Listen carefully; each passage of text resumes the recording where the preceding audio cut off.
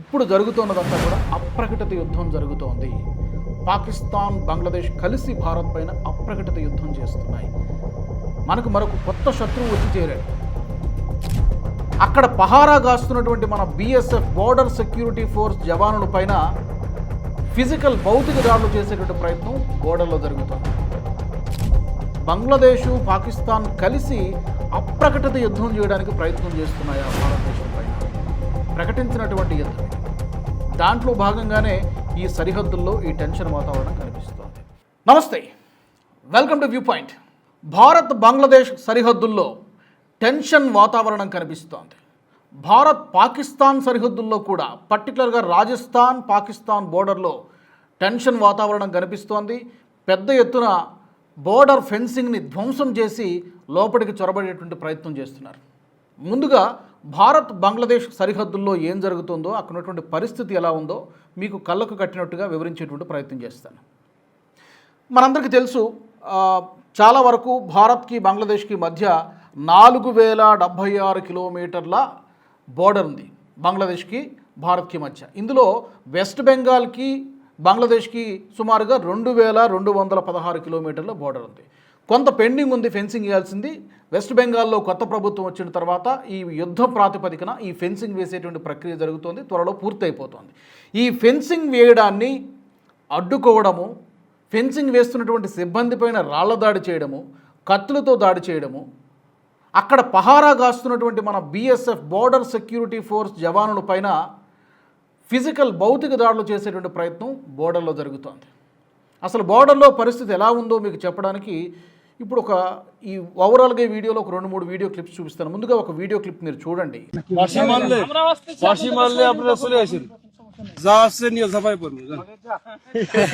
ఆ వీడియో క్లిప్లో Bangladesh border guards of Bangladesh చెందినటువంటి ఒక కమాండర్ అక్కడ ఉన్నటువంటి లోకల్ పీపుల్కి ఏం చెప్తున్నారంటే, మేము ఒక విజిల్ వేస్తాము, ఇప్పుడు మీరందరూ కూడా మూకుమ్మడిగా వెళ్ళి బీఎస్ఎఫ్ మీద దాడి చేయండి, మీకేమైనా జరిగితే మేము చూసుకుంటాం, మీ వెనకాల మేము ఉన్నామని చెప్పి వాళ్ళ లోకల్ లాంగ్వేజ్లో, బంగ్లా లాంగ్వేజ్లో వాళ్ళకి కమాండ్స్ ఇస్తున్నాడు, ఇన్స్ట్రక్షన్స్ ఇస్తున్నాడు.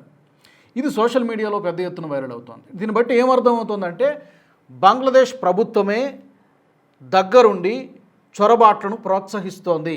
దానికి అక్కడ లోకల్గా ఉన్నటువంటి స్థానిక బంగ్లాదేశీ ప్రజలను ఉసుగొల్పి ఆ కంచెను దాదాపు 28 కిలోమీటర్ల విస్తీర్ణంలో ఉన్నటువంటి కంచెను, బోర్డర్ ఫెన్సింగ్ని ధ్వంసం చేసి లోపలికి చొరబడేటువంటి ప్రయత్నం చేస్తూ ఉన్నారు.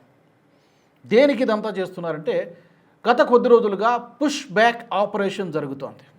24 అవర్స్ ఇక్కడి నుంచి ఎవరైతే అక్రమంగా చొరబడి భారతదేశంలోకి వచ్చేసారో లక్షల మంది, కోట్ల మంది, వాళ్ళని ఆ బోర్డర్లోకి తీసుకెళ్ళి అక్కడ విడిచిపెట్టేటువంటి ప్రక్రియ జరుగుతోంది. దీన్ని బంగ్లాదేశ్ ప్రభుత్వం తిప్పికొట్టేటువంటి ప్రయత్నం చేస్తోంది. ఈ యొక్క బోర్డర్ సమస్యని, ఈ ఇష్యూని అంతర్జాతీయంగా ఫోకస్ పడేటటువంటి ప్రయత్నం చేస్తోంది. దీనికి సంబంధించి ఇంటర్నేషనల్ మీడియాలో కథనాలు రావాలి, హెడ్లైన్స్ని గ్రాప్ చేయాలనేటువంటి ప్రయత్నం బంగ్లాదేశ్ చాలా తీవ్రంగా చేస్తోంది. పెద్ద థ్రెట్ ఏంటంటే, బంగ్లాదేశ్ పాకిస్తాన్ కలిసి అప్రకటిత యుద్ధం చేయడానికి ప్రయత్నం చేస్తున్నాయి ఆ భారతదేశం పైన. ప్రకటించినటువంటి యుద్ధం ఇది. దాంట్లో భాగంగానే ఈ సరిహద్దుల్లో ఈ టెన్షన్ వాతావరణం కనిపిస్తోంది. మీకు ఇంకొక వీడియో చూపిస్తాను, అది కూడా చూడండి. అందులో బంగ్లాదేశ్ ప్రజలు ఈ ఫెన్సింగ్ వేస్తున్నటువంటి సిబ్బంది పైన రాళ్ళు పుచ్చుకొని ఎలా కొడుతున్నారు.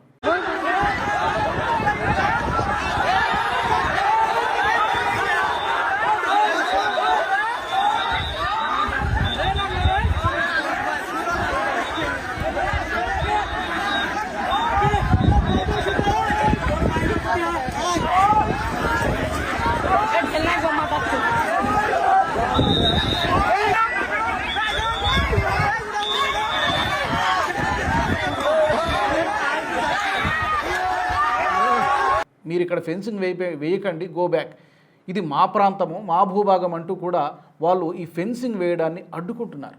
రాళ్లతో దాడి చేస్తున్నారు, కొంతమంది కత్తులతో దాడి చేస్తున్నారు. అంటే ఇంతకాలము గత 15-20 సంవత్సరాలుగా యథేచ్ఛగా అత్తారింటికి అల్లుడు వచ్చినట్టుగా వాళ్ళకి నచ్చినట్టు రావడము, సొరంగ మార్గాల్లో, నదీ మార్గాల్లో రావడము, ఇక్కడ తిష్ట వేసుకొని కూర్చోవడం జరిగింది. ముందు వెస్ట్ బెంగాల్కి వచ్చి, బెంగాల్ నుంచి వివిధ రాష్ట్రాల్లో వాళ్ళకి ఎక్కడ అవకాశం ఉంటే అక్కడ ఇక్కడ పౌరులుగా ఫేక్ ఆధార్ కార్డులు, ఫేక్ పాస్పోర్ట్లు, ఫేక్ ఓటర్ ఐడీలు ఇవన్నీ కూడా ఇక్కడ పొందడం జరిగింది. ఎందుకు అడ్డుకుంటున్నాయి ఈ ఫెన్సింగ్ ప్రక్రియ అంటే 3-4 ప్రధానమైనటువంటి కారణాలు చెప్పుకోవచ్చు. ఒకటి, గతంలో పరిస్థితి ఎలా ఉండేదంటే ఇల్లీగల్ అక్రమ ఆయుధాల రవాణా జరిగేది, వెపన్స్ అక్రమ ఆయుధాల రవాణా జరిగేది, బీఫ్ ఎక్స్పోర్ట్ జరిగేది, అక్రమ ఆవుల ఎక్స్పోర్ట్ కూడా జరిగేది, గోవుల్ని వేల సంఖ్యలో తరలించేసేవారు అక్రమంగా. కొన్ని సందర్భాల్లో హ్యూమన్ ట్రాఫికింగ్ జరిగేది. వీటన్నిటికంటే ప్రమాదకరమైనటువంటిది స్లో పాయిజన్ లాంటిది ఈ ఇన్ఫిల్ట్రేషన్స్, చొరబాటుదారులు. దాదాపుగా మొత్తం లెక్క తీస్తే మన దేశంలో బంగ్లాదేశీయులు ఒక 5 కోట్ల మందో 10 కోట్ల మంది. ఎందుకంటే ఈ లెక్క ఈవెన్ ప్రభుత్వం దగ్గర కూడా ఎగ్జాక్ట్గా ఉండదు, ఉన్నా కూడా బయటకు చెప్పరు. ఎందుకంటే ఇది కొన్ని సంవత్సరాల నుంచి జరుగుతున్నటువంటి ప్రాసెస్. మమతా బెనర్జీ 15 సంవత్సరాలు, అంతకుముందున్నటువంటి లెఫ్ట్ పార్టీలు వాళ్ళు ఒక 25-30 ఏళ్ళు వాళ్ళు పరిపాలించారు, అప్పుడు కూడా జరిగింది అదే. మమతా బెనర్జీ వచ్చిన తర్వాత ఈ ప్రాసెస్ మరింత స్పీడప్ అయింది. సో ఈ ఓట్ బ్యాంక్ పాలిటిక్స్తో, మైనారిటీ అపీజ్మెంట్తో కోట్ల సంఖ్యలో చొరబాట్లు, రోహింగ్యాలు మన దేశంలో పాతుకుపోయారు. దానికి గేట్వే లాగా, రాచమార్గంలాగా వెస్ట్ బెంగాల్ తయారైంది. ఇప్పుడు ఈ వ్యాపారం మొత్తం కూడా బంద్ అయిపోయింది. ఒక వ్యవస్థీకృతమైనటువంటి నేరం జరిగేది, సిస్టమేటిక్గా క్రైమ్ జరిగేది, దళారీ వ్యవస్థ నడిచేది. ప్రతి ఏటా సుమారుగా కేవలం ఈ చొరబాటుదారుల్ని అక్కడి నుంచి ఇక్కడికి తీసుకురావడానికి, బంగ్లాదేశ్ నుంచి భారత్లోకి తీసుకొచ్చి వదిలేయడానికి ఈ దళారీలు ఇదంతా కూడా చేసేటువంటి వ్యాపారం ఎంత జరిగేదో తెలుసా? సుమారుగా 1000 కోట్ల రూపాయల వరకు కూడా చేతులు మారేది. 1000 కోట్లు. ఇంకా మిగతా అది కలుపుకుంటే ఈ ఆయుధాల రవాణా, ఈ గోవుల రవాణా ఇవన్నీ తీసుకుంటే కనీసం ఒక 2000 కోట్లకు పైగా వ్యాపార లావాదేవీలు జరిగేవి. ఇంత పెద్ద ఎత్తున ఈ వ్యాపారం, ఈ బిజినెస్ మొత్తం కూడా ఇప్పుడు బంద్ అయిపోయింది. వీటన్నిటికీ తోడు బోర్డర్ మూసేసేసరికి వాళ్ళకి ఏం చేయాలో పాలుపోవట్లేదు. ఇప్పుడు బోర్డర్ మూసేస్తే ఇవన్నీ జరగవు. ఈ ఆయుధాల అక్రమ రవాణా ఉండదు, చొరబాట్లు రావడానికి కుదరదు, బీఎస్ఎఫ్ మొత్తం సీల్ చేసేస్తోంది. దాంతోపాటు అమిత్ షా హోంమంత్రిత్వ శాఖ ఫుల్ పవర్స్ ఇచ్చారు బీఎస్ఎఫ్కి. గీత దాటితే పాట తీస్తాం, అవసరమైతే కాల్పులు చేయడానికి కూడా వెనకాడవద్దు అని చెప్పి హోంమంత్రిత్వ శాఖ చాలా స్పష్టమైనటువంటి ఆదేశాలు జారీ చేసింది బీఎస్ఎఫ్కి. ఈవెన్ ఆర్మీకి కూడా, త్రివిధ దళాలకు కూడా చాలా స్పష్టమైనటువంటి ఆదేశాలు జారీ చేయడం జరిగింది. తాజాగా మోదీ గారు బెంగాల్ పర్యటనలో ఉన్నప్పుడు మాల్దా జిల్లాకి అటువైపున ఉన్నటువంటి గ్రామంలో సుఖ్దేవ్పూర్ అంటారు, సుఖ్దేవ్పూర్ గ్రామంలో ఒక 1000 మంది బంగ్లాదేశీయులు రాళ్లతో బీఎస్ఎఫ్ మీదకి దాడి చేశారు. ఆ విజువల్స్ ఇందాక నేను మీకు చూపించాను. రాళ్లతో, కత్తులతో తీసుకొచ్చి బీఎస్ఎఫ్ జవాన్ల మీదకి దాడి చేసినటువంటి పరిస్థితి. ఇంకా బార్డర్లో మరొక విజువల్ క్లిప్ మీకు చూపిస్తాను. গতকালকে আসছো? কোথা থেকে আসছো? ইন্ডিয়া থেকে না বাংলাদেশ থেকে? কোন জায়গা থেকে? whole issue is about the identity. Indian কোন প্রদেশ থেকে আসছো? বনগা, ইন্ডিয়া। তাহলে আর কি বোঝাতে চাচ্ছেন? সে ইন্ডিয়াতে অ্যারেস্ট হয়েছে 1 সপ্তাহ আগে, সে গতকালকে আসছে। তাহলে কিভাবে why we are pushing? Main issue is about their identity. They are Bangladeshi nationals. First thing, second. I guess they are Bangladeshi Second but there are legal way. But there are legal way. Listen to me.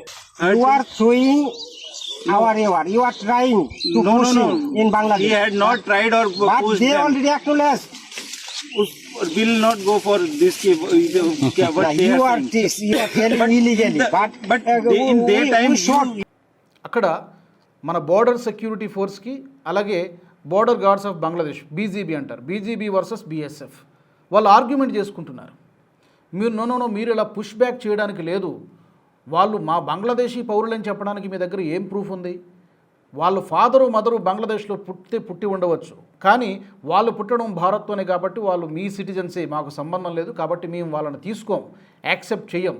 ఒకవేళ మీ దగ్గర ఏమైనా ఆధారాలు ఉంటే మాకు చూపించండి, మా ప్రభుత్వానికి submit చేయండి, అప్పుడు మేము అలౌ చేస్తాం. కానీ మీరు ఇలా ట్రక్కుల్లో, బస్సుల్లో తీసుకొచ్చి వాళ్ళని ఇక్కడ విడిచిపెట్టేస్తే we won't accept. They are Indian citizens, not Bangladeshi citizens అంటూ వాళ్ళు బీఎస్ఎఫ్ జవాన్లతోటి, కమాండర్స్ తోటి ఆర్గ్యూ చేస్తున్నటువంటి పరిస్థితి. కొంతమంది అటు వెళ్ళాలో ఇటు వెళ్ళాలో తెలియక ఈ నో మ్యాన్స్ ల్యాండ్ అంటారు, మధ్యలో ఉన్నటువంటి ల్యాండ్ ఏదైతే ఉందో అక్కడ చిక్కుకుపోతున్నటువంటి పరిస్థితి.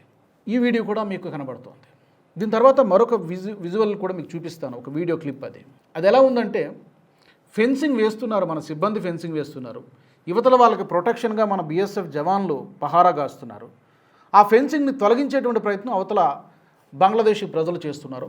వెనకాల మాత్రం బీజీబీ లేదు, అంటే బోర్డర్ గార్డ్స్ ఆఫ్ బంగ్లాదేశ్ లేదు, ఎక్కడో దూరంగా ఉండి చోద్యం చూస్తూ ఉన్నారు. బీఎస్ఎఫ్ జవాన్లు ఒకటే చెప్పారు, ముందు హెచ్చరించారు, వెర్బల్గా నోటుతో హెచ్చరించారు, వినలా. వెంటనే ఒక అతనిపైకి కాల్పులు జరిపారు, ముందుగా మోకాళ్ళపైకి కాల్పులు జరిపారు, అతను గాయపడ్డాడు. హెచ్చరిక ఎలా ఉందంటే, ముందుగా మీ మోకాళ్ళ మీద షూట్ చేస్తాం, విన్నారా సరే, మా మాట విన్నారా సరే, లేదంటే నెక్స్ట్ బుల్లెట్ మీ ఛాతిలో దిగుతుంది, మీ ప్రాణాల మీదకు తెచ్చుకోకండి, ఇది మీకు సంబంధం లేనటువంటి వ్యవహారం, మీ ప్రభుత్వం మా ప్రభుత్వం డీల్ చేసుకుంటాం, మీ వెనకాల మీ సైనికులు ఉన్నారు, వాళ్ళు మేము డీల్ చేసుకుంటాం, అనవసరంగా మీ ప్రాణాలు పోగొట్టుకోకండి అని చెప్పి అక్కడ ప్రజలకు వార్నింగ్ ఇచ్చినటువంటి పరిస్థితి ఆ విజువల్స్లో మీకు చాలా స్పష్టంగా కనబడుతుంది. బంగ్లాదేశ్ భారత్ సరిహద్దుల్లో వాతావరణం ఎంత ఉద్రిక్తంగా ఉందో ఈ విజువల్స్ చూస్తే మనకు అర్థమవుతుంది. ఈ పుష్ బ్యాక్ ఆపరేషన్ని తిప్పికొట్టడానికి బంగ్లాదేశ్ ప్రయత్నం చేస్తోంది. వాళ్ళు ఏమంటున్నారంటే, మీరు మాకు ప్రూఫ్స్ సబ్మిట్ చేయండి, వీళ్ళు మా పౌరులే అని చెప్పి మీ దగ్గర, వాళ్ళందరి దగ్గర కూడా ఆధార్ కార్డులు ఉన్నాయి, ఓటర్ ఐడి కార్డులు ఉన్నాయి, ఇంకా ఏవో చాలా ప్రూఫ్స్ ఉన్నాయి, కాబట్టి అవన్నీ కూడా ఫేక్ ఆధార్ కార్డులు, ఫేక్ ఓటర్ కార్డులు, అవన్నీ గుర్తించిన తర్వాత డిలీట్ చేసిన తర్వాత మన ప్రభుత్వం 3D ఫార్ములా అనుసరించింది, డిటెక్ట్, డిలీట్ అండ్ డిపోర్ట్. ఈ ప్రాసెస్ ఇప్పటికీ జరుగుతోంది. అవన్నీ కూడా ఫేక్ ఆధార్ కార్డులు, ఫేక్ ఓటర్ కార్డులు అని నిర్ధారించుకున్న తర్వాతే వాళ్ళని బోర్డర్ దాటి బయటికి పంపించే ప్రయత్నం జరుగుతోంది. మరి ఇది లీగల్గా జరగాలి కదంటే, మరి గడిచిన 15-20 సంవత్సరాల్లో వీళ్ళందరూ లీగల్గానే చొరబడి వచ్చారా? దొంగతనంగా వచ్చిన వాళ్ళే కదా. లీగల్గా వచ్చిన వాడిని లీగల్గా పంపించవచ్చు. వాడు రావడమే దొడ్డిదారిని వచ్చాడు, బోర్డర్ దూకి నదీ జలాల్లో అక్రమంగా వచ్చేసాడు. మరి అక్రమంగా వచ్చిన వాడిని ఇంకెలా పంపిస్తారు? వాడికి ఏమన్నా సకల మర్యాదలు, రాచ మర్యాదలు చేసి పంపించాలా? దీని మీద డిబేట్ నడుస్తోంది. తాజాగా మోదీ గారు బెంగాల్ పర్యటనకు వెళ్ళారు. బెంగాల్ పర్యటనకు వెళ్ళినప్పుడు 2 కార్యక్రమాల్లో పాల్గొన్నారు. ఒకటి జూన్ 20వ తారీఖున గతంలో ఏ ప్రభుత్వము చేయనటువంటిది బెంగాల్ అవతరణ దినోత్సవాన్ని, బెంగాల్ ఫార్మేషన్ డేని చాలా గ్రాండ్గా జరిపారు. ఆ తర్వాత జూన్ 21వ తారీఖున ఇంటర్నేషనల్ యోగా డే జరిగింది. లాస్ట్ ఇయర్ ఆంధ్రప్రదేశ్లో పాల్గొన్నారు, ఇప్పుడు అక్కడ బెంగాల్లో పాల్గొన్నారు. 2 కార్యక్రమాల్లో పాల్గొన్నారు. కాంగ్రెస్ కానీ, లెఫ్ట్ పార్టీలు కానీ, మమతా బెనర్జీ టీఎంసీ పార్టీ కానీ ఎవ్వరూ బెంగాల్ ఫార్మేషన్ డేని సెలబ్రేట్ చేయలేదు. కానీ ఫస్ట్ టైం బీజేపీ వచ్చిన తర్వాత అక్కడ బెంగాల్ ఫార్మేషన్ డే, బెంగాల్ అవతరణ దినోత్సవాన్ని బీజేపీ ప్రభుత్వం నిర్వహించింది. ప్రధాని మోదీ అక్కడ బెంగాల్ పర్యటనలో ఉన్నప్పుడే ఈ ఎపిసోడ్ మొత్తం జరిగింది. ఒకవైపేమో బంగ్లాదేశ్ బార్డర్లో, ఇంకోవైపేమో పాకిస్తాన్, పర్టికులర్గా రాజస్థాన్ పాకిస్తాన్ బోర్డర్లో జరిగినటువంటి ఉదంతం. ముందు ఇప్పుడు పాకిస్తాన్లో ఏం జరిగిందో కూడా నేను చెప్తాను. సుమారుగా ఒక 1070 కిలోమీటర్లు ఉంటుంది రాజస్థాన్కి పాకిస్తాన్కి బోర్డర్లో. ఇక్కడ జైసల్మేర్ కానీ, బికనీర్ కానీ చాలా బోర్డర్ ఏరియాస్ ఉన్నాయి. ఈ ఫెన్సింగ్ని కట్ చేసి లోపలికి చొరబడడానికి తాజాగా ఒక 4-5 పాకిస్తాన్ ఆర్మీకి చెందినటువంటి వ్యక్తులు ప్రయత్నం చేశారు. ఈ చొరబడేటువంటి ప్రయత్నంలో, ఈ ఫెన్సింగ్ని కట్ చేసేటువంటి ప్రయత్నంలో మన భద్రతా సిబ్బంది వాళ్ళని పట్టుకున్నారు, అరెస్ట్ చేశారు. ప్రస్తుతం వాళ్ళని మన కస్టడీలో ఉన్నారు, విచారిస్తూ ఉన్నారు. సో ఎందుకు వాళ్ళు చొరబడడానికి ప్రయత్నం చేశారు? సరే, ఇప్పుడు ఏమైనా కొత్తగా జరుగుతుందా? పాకిస్తాన్ నుంచి మన భారతదేశంలోకి చొరబడి రావడం కొత్తగా ఏం జరగటం లేదు. నిజానికి దశాబ్దాలుగా జరుగుతున్నటువంటి ప్రాసెసే. కానీ ఇప్పుడు మరింత ఇంటెన్సివ్గా జరుగుతోంది, మరింత తీవ్రంగా జరుగుతోంది. ఎంత తీవ్రంగా జరుగుతోందంటే, గడిచిన నెల రోజుల కాలంలో, గడిచిన 25-30 రోజుల్లో సుమారుగా ఒక 24-25 చోట్ల ఈ చొరబాటు ప్రయత్నాలు జరిగాయి. బోర్డర్ని, ఫెన్సింగ్ని కట్ చేయడము, అక్కడి నుంచి దాటి వచ్చేటువంటి ప్రయత్నం. ఇది పాకిస్తాన్ బోర్డర్లో జరుగుతోంది, at the same time Bangladesh బోర్డర్లో కూడా జరుగుతోంది.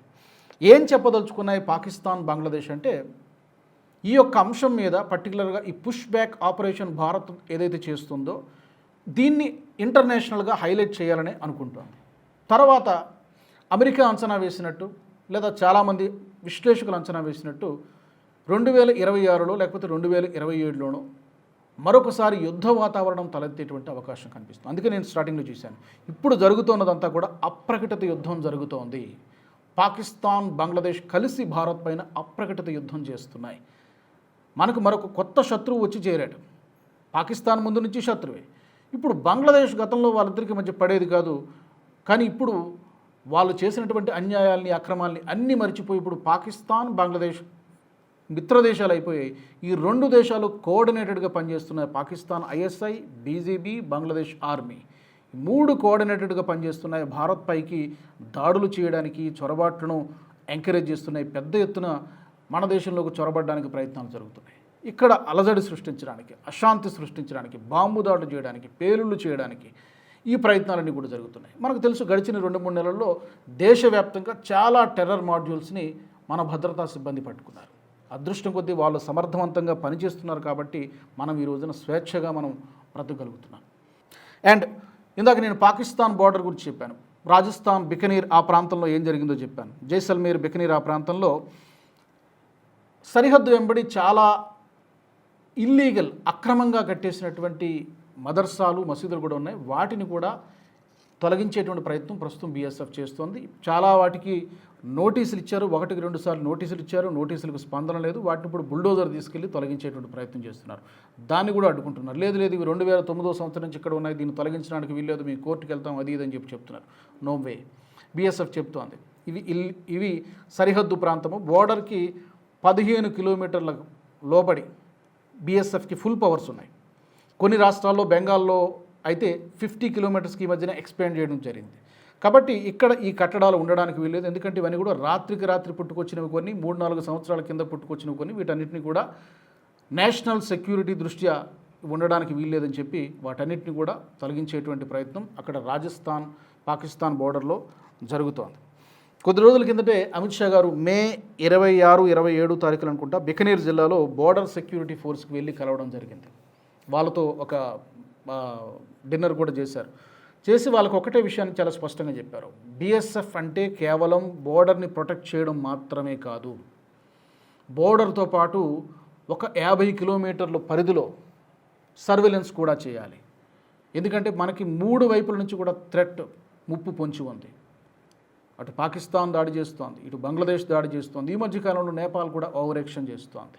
చుట్టూ శత్రువులే కనబడుతున్నారు. చిన్న దేశాలే కావచ్చు, కానీ తేలిగ్గా తీసుకోవడానికి వీల్లేదు. కాబట్టి బీఎస్ఎఫ్ జవాన్లకు చాలా స్పష్టమైనటువంటి ఇన్స్ట్రక్షన్స్ ఇచ్చారు అమిత్ షా గారు. దానికి అనుగుణంగానే ఈ రోజున మన బీఎస్ఎఫ్ బిహేవ్ చేస్తోంది. పాకిస్తాన్ బంగ్లాదేశ్ చేస్తున్నటువంటి కుట్రల్ని సమర్థవంతంగా తిప్పికొడుతున్నారు. ఓవరాల్గా before closing this video, defence approach పూర్తిగా మారిపోయింది. మీరు ఒక దెబ్బ కొడితే మేము 10 దెబ్బలు కొడతాం, అవసరమైతే 100 దెబ్బలు కొడతాం, మీరు ఒక్క బుల్లెట్ కాలిస్తే మేము 10 బుల్లెట్లు కాలుస్తాం అనేటువంటి విధంగా ఈ రోజున అటు ఏ విభాగం చూసుకున్నా త్రివిధ దళాలు కూడా అలాగే బిహేవ్ చేస్తున్నాయి. పర్టికులర్గా ఈ బోర్డర్ విషయానికి వచ్చేసరికి బీఎస్ఎఫ్ అయితే గతంలో కాస్త చేతులు కట్టేసినటువంటి పరిస్థితి ఉండేది, బట్ ఇప్పుడు అలా లేదు. పరిస్థితి పూర్తిగా మారిపోయింది. ప్రోయాక్టివ్ అప్రోచ్ మోడ్లో బీఎస్ఎఫ్ పనిచేస్తోంది. పాకిస్తాన్ అలాగే బంగ్లాదేశ్ నుంచి చొరబాటు ప్రయత్నాల్ని సమర్థవంతంగా తిప్పికొడుతున్నారు. మరి ఈ అంశానికి సంబంధించి మీ ఒపీనియన్స్ ఏంటి? తప్పకుండా మీరు కామెంట్ సెక్షన్లో పెట్టండి. వచ్చే ఎపిసోడ్లో మరొక టాపిక్తో మళ్ళీ నేను మీ ముందుకు వస్తాను. జై హింద్. ఈ వీడియో మీకు నచ్చినట్టయితే లైక్ చేయండి, 10 మందికి షేర్ చేయండి. అలాగే కామెంట్ల రూపంలో మీ అభిప్రాయాలను మాతో పంచుకోండి. Nationalist hub group of channels ను సబ్స్క్రైబ్ చేసుకుని తెలుగునాట జాతీయవాద జర్నలిజాన్ని ప్రోత్సహించండి. ఈ వీడియో కింద ఉన్న బెల్ ఐకాన్ పై క్లిక్ చేయడం మర్చిపోవద్దు.